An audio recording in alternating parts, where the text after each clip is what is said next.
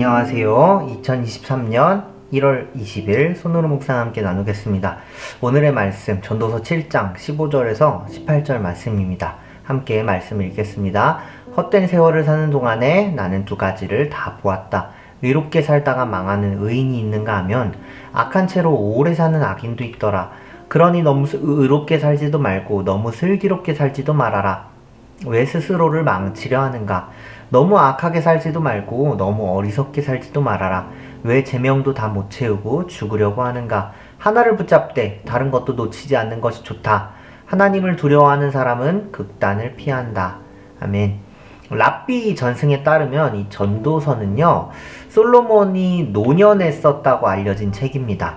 인생의 끝자락에서 젊었을 때를 돌아보며 인생에 대한 교훈들을 남기죠. 아마 자신이 가장 젊고 활동이 왕성할 때, 그때를 돌아보지 않았을까요?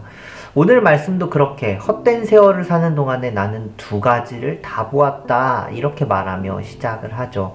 그 두 가지는요, 첫 번째는 의롭게 살다가 망하는 의인, 두 번째는 악한 채로 오래 사는 악인이 있다, 그것을 봤다 라고 이야기합니다. 그래서 권면을 하죠. 다음 구절에 이어서 그러니까 너무 의롭게 살지도 말고 너무 슬기롭게 살지도 말아라. 왜 스스로를 망치려 하는가?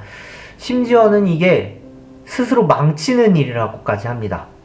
쉽게 말해서 적당히 해 라고 말하는 것이죠. 궁금합니다. 너무 의롭게 살면은 좋은 거 아닌가요? 여러분 이렇게 살고 싶으시죠? 저도 그렇게 살고 싶은데요. 그런데 이 본문의 말씀은 너무 지나치게 의의를 추구하고 의롭게 살려고 하다 보니까 율법주의자들처럼 내 의, 내가 가지고 있는 의의를 자랑으로 여기는 그런 사람들에 대한 말씀입니다. 아무리 의의를 행하고 살아도 우리는 어쩔 수 없이 죄를 짓는 죄인입니다. 로마서 3장 23절은요, 모든 사람이 죄를 범하였습니다. 그래서 사람은 하나님의 영광에 못 미치는 처지에 놓여 있습니다. 라고 이야기하죠. 의의를 지나치게 추구하다 보면 결국 자신의 의에 갇힌 사람이 될 수 있다는 경고인 것이죠. 신앙 또한, 인간의 신앙은요, 완전한 하나님의 뜻을 반영하지 못합니다. 한계가 있죠. 그런데 내가 가지고 있는 이 신앙을, 나의 믿음을, 나의 신앙이 완벽해, 내가 믿는 하나님만 진리야, 내가 진리야 라고 착각하게 되는 것이죠. 17절을 계속 볼까요? 이번에는 너무 악하게 살지도 말고 너무 어리석게 살지도 말아라 라고 권면합니다. 이번에는 또 어떤 의미일까요? 적당히 악하게 살라는 말일까요? 앞서 말한 것처럼 인간은요, 악을 저지르게 됩니다. 죄를 짓고 살아갑니다. 의로운 사람 또한 때때로 죄를 짓고 말죠. 하지만 의로운 사람과 악한 사람의 차이가 있습니다. 의로운 사람은요, 이렇게 죄를 지었을 때 금방 깨닫고 이 죄를 돌이킵니다. 하지만 악한 사람은요, 무절제하게 계속 죄를 저지르죠.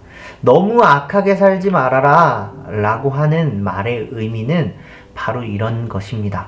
적당히 악하게 살아라 라는 것이 아니라요, 죄를 깨닫고 늦기 전에 돌이켜라, 너무 악해지지 말아라 라고 말하는 것이죠.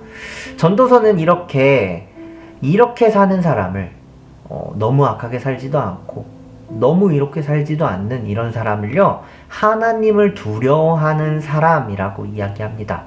하나님을 두려워하는 사람은요, 지나치게 무절제하게 악을 행하거나 자기 의에 빠져서 살아가지 않죠.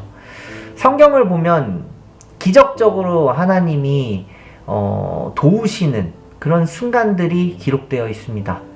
홍해가 갈라져서 이제 이스라엘 백성들이 탈출하는 장면, 이 장면을 생각하면 참 희망적이죠. 두근두근 하기도 하고요. 하나님이 함께 하시는구나, 이스라엘 백성들도 그렇게 하나님이 함께 하시는구나 하면서 마음이 두근두근 했을 겁니다. 그렇게 기대를 품고 홍해를 딱 지났는데 앞에 펼쳐진 것이 무엇이었을까요? 바로 광야였습니다. 우리의 인생이 이런 것 같습니다. 때로는 흥할 때도 좋을 때도, 때로는 고난이 올 때도 있습니다. 우리 삶의 모든 상황과 순간들이 이렇게 우리를 막 흔들어 놓는 것이죠. 그래서 잘 될 때에는 감사하다가도 고난이 오면 광야의 이스라엘 백성들처럼 불평하기도 합니다. 우리의 인생을 이렇게 외줄타기와도 같다고 비유하죠. 이 외줄타기 속에서 우리는 균형 잡힌 삶을 살아가는 것이 중요합니다. 이 외줄타기에서 균형을 잡아주는 가장 중요한 것은 무엇일까요? 바로 이 장대입니다. 장대를 흔들며 균형을 잡아가죠. 여러분 삶에 이렇게 균형을 잡아주는 무엇이 있나요? 누군가가 있나요? 멘토라고도 하죠. 목사님이나 선생님일 수도 있고 또 예배 때 들은 말씀일 수도 있고 좋은 책일 수도 있을 것입니다. 손으로 묵상일 수도 있겠네요.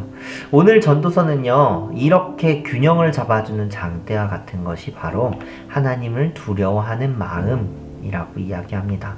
하나님은 우리가 하나님을 두려워하기를 원합니다. 이 두려움은 경외이죠. 하나님을 경외하길 원하십니다. 그 하나님을 경외함으로, 그리고 그것 때문에 우리 인생이 균형 잡힌 삶을 살아가기를 원하시죠.